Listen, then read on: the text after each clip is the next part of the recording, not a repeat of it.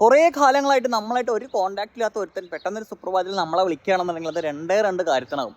ഒന്നല്ലെങ്കിൽ അവൻ്റെ കല്യാണം വിളി, അതല്ലാന്നുണ്ടെങ്കിൽ അവന് പൈസ കടം ചോദിക്കാൻ. അങ്ങനെ അവൻ്റെ സാഹചര്യം എല്ലാം കേട്ടിട്ട് നമ്മൾ പൈസ കടം കൊടുത്തിട്ടുണ്ടെന്നുണ്ടെങ്കിൽ ചില ആളുകളൊക്കെ ഭയങ്കര ഡീസൻ്റ് ആട്ടോ, ആ പറഞ്ഞ ടൈമിൽ പൈസ തരും. പിന്നെ വേറൊരു കുറച്ച് ആൾക്കാരെന്ന് പറഞ്ഞു കഴിഞ്ഞാൽ ആ സമയമാകുമ്പോൾ പൈസ ഒന്നും സെറ്റായിട്ടിടാന്ന് കൊണ്ട് നമ്മളെ വിളിച്ച് പറയാനുള്ളൊരു മര്യാദ എങ്കിലും കാണിക്കും. ഇതിലൊന്നും പെടാത്ത വേറൊരു കാറ്റഗറി ആൾക്കാരുണ്ട് കേട്ടോ. കാരണം ആ ഒരു ടൈം ആകുമ്പോൾ പിന്നെ വിളിക്കില്ല, പിന്നെ ഒരാഴ്ച രണ്ടാഴ്ച കഴിഞ്ഞ് നമ്മൾ അങ്ങോട്ട് വിളിച്ചാൽ ഫോണും എടുക്കില്ല, മെസ്സേജിന് റിപ്ലൈയും തരില്ല. പിന്നെ ഏതെങ്കിലും സുപ്രഭാതത്തിൽ അവർ ഫോൺ എടുത്തു കഴിഞ്ഞാൽ അവർ പറയും ഞാൻ നാട് വിട്ട് പോയിട്ടൊന്നുമില്ല, ഞാൻ ചത്തു പോയിട്ടൊന്നുമില്ല, ഞാൻ എൻ്റെ പൈസ തരും, ഞാൻ എൻ്റെ പൈസയും കൂടെ എങ്ങോട്ടും മുങ്ങൊന്നുമില്ല പറയും.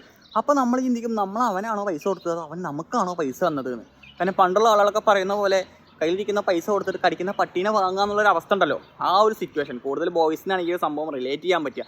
പിന്നെ അവൻ കുറേ കാലത്തിന് ശേഷം പൈസ തന്നു എന്നുണ്ടെങ്കിൽ ഉണ്ടല്ലോ, പിന്നെ അത് വേറുള്ള ബന്ധവും കൂടി ഇല്ലാണ്ടാവും. കാരണം നമ്മൾ പൈസയും കൊടുത്ത് അവസാനം നമ്മൾ അവൻ്റെ ശത്രുവായി മാറും. എന്താല്ലേ അവസ്ഥയാണ് അവസ്ഥ.